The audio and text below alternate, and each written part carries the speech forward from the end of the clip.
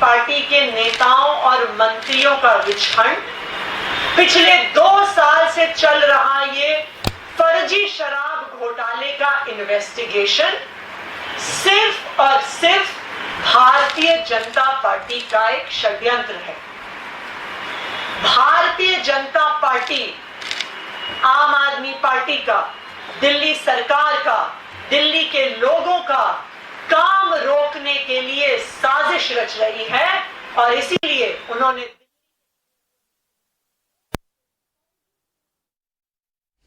इस वक्त की बड़ी खबर आपको बता दें, अरविंद केजरीवाल की के ऊपर जो जब अरविंद केजरीवाल जी को जमानत दी थी तो बहुत स्पष्ट तौर पर कहा और एक बार नहीं बार बार कहा कि इन्फोर्समेंट डायरेक्टोरेट के पास अरविंद केजरीवाल जी के खिलाफ कोई सबूत नहीं है। उन्होंने ये भी कहा कि ईडी इस केस में एक बायस के साथ एक्ट कर रही है। ये कोर्ट के शब्द हैं, ये हमारे शब्द नहीं हैं। आज राउज एवेन्यू कोर्ट के उस फैसले पर सुप्रीम कोर्ट ने भी मोहर लगा दी और अरविंद केजरीवाल जी को ईडी के मुकदमे में जमानत दे दी। लेकिन भारतीय जनता पार्टी को यह पता था, उनको पता था कि राउज एवेन्यू कोर्ट से जमानत मिल गई है, उनको पता था कि सुप्रीम कोर्ट से भी जमानत मिल जाएगी।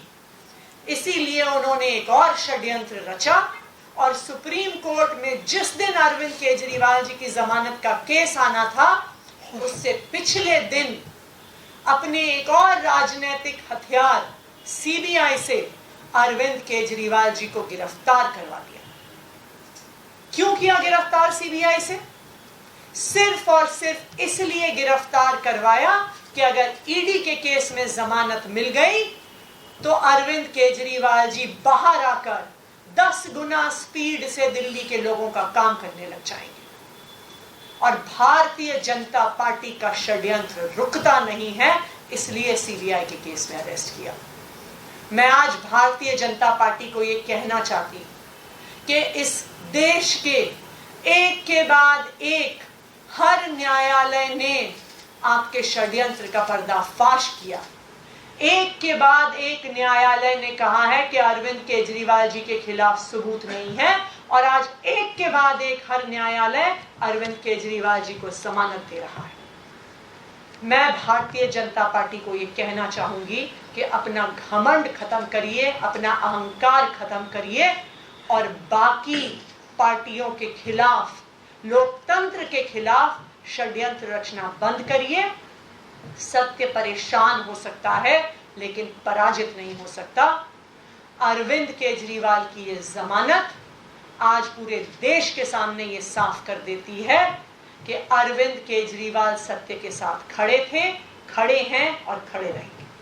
अब मैं चाहूंगी कि संदीप जी और सौरभ जी अपनी बात रखें।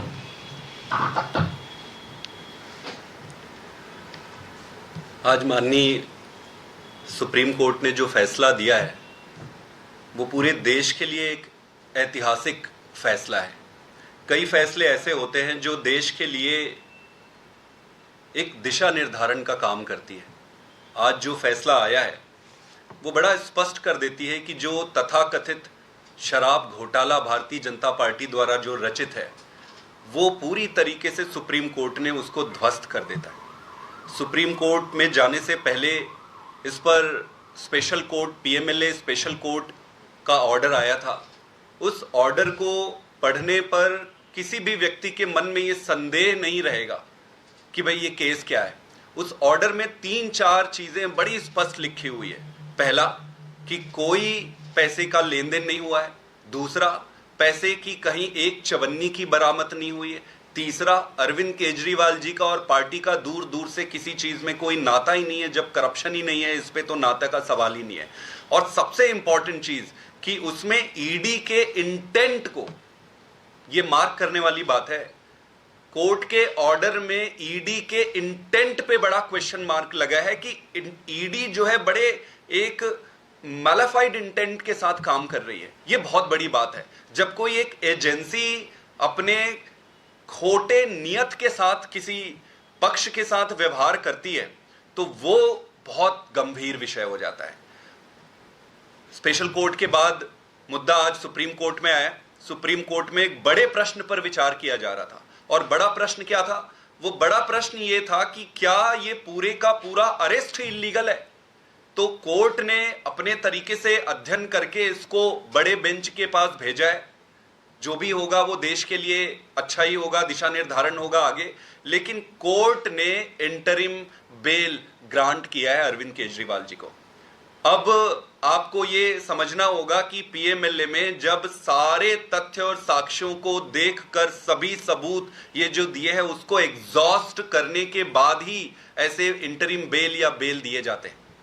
तो मेरा ये सबमिशन है भारतीय जनता पार्टी से कि हर कोर्ट में आपको मुंह की खानी पड़ रही है, और ये केस सिर्फ आपके द्वारा रचित एक सर्कस है।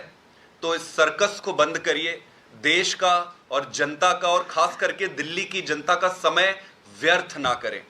नरेंद्र मोदी जी ने, अमित शाह जी ने और भारतीय जनता पार्टी ने इस देश को एक ही चीज दिया है। हर व्यक्ति का हर कार्यकाल की एक देन होती है कि भाई इसने क्या दिया, इसने क्या दिया, इसके कार्यकाल में क्या मिला।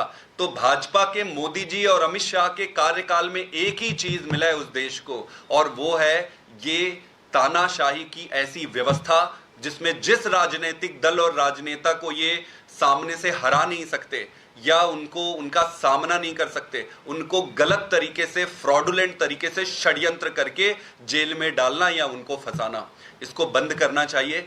देश का बहुत समय वेस्ट हो रहा है। हमें नई राजनीति करनी है, देश को आगे लेकर जाना है। हम सब मिलकर जब अच्छी राजनीति करेंगे तभी देश आगे बढ़ेगा। मेरा ये फिर से रिक्वेस्ट है माननीय प्रधानमंत्री जी से और अमित शाह जी से कि ये गंदी राजनीति से बाहर आइए और अच्छी राजनीति करिए। मैं चाहूंगा कि सौरभ जी भी थोड़ा सा इस पर अपनी विचार रखें। आज जो सुप्रीम कोर्ट की double bench justice Sandeep Khanna, justice Dipankar Datta की बेंच ने जो सुप्रीम कोर्ट की छुट्टियों से पहले अपना ऑर्डर रिजर्व किया, उसको आज उन्होंने सुनाया। उसके अंदर सुप्रीम कोर्ट के सामने ये सवाल थे कि अगर ईडी पीएमएलए एक्ट के अंडर सेक्शन 19 अरेस्ट करती है और अंडर सेक्शन 45 कोर्ट उसके अंदर बेल की बात सोचता है, तो सेक्शन 19 के अंदर जब ईडी जो एक एजेंसी है वो अरेस्ट करती है तो उसका जो डिसीजन है वो सब्जेक्टिव है, ऑब्जेक्टिव नहीं है। कोई तय सिद्धांत नहीं है किस पे वो अरेस्ट कर रहे हैं, और वो सेक्शन 19 बेसिकली उन अफसरों की ओपिनियन है। तो अगर किसी कानून के अंदर बेल के प्रावधान इतने सख्त हैं जितने सेक्शन 45 में है, तो उसमें अरेस्ट का थ्रेशोल्ड भी हाई होगा। ऐसा नहीं हो सकता कि आप बात बात पे अरेस्ट कर लें और फिर बेल ना दें। अगर बेल आसान है किसी कानून में तो उसमें अरेस्ट भी आसान होती है।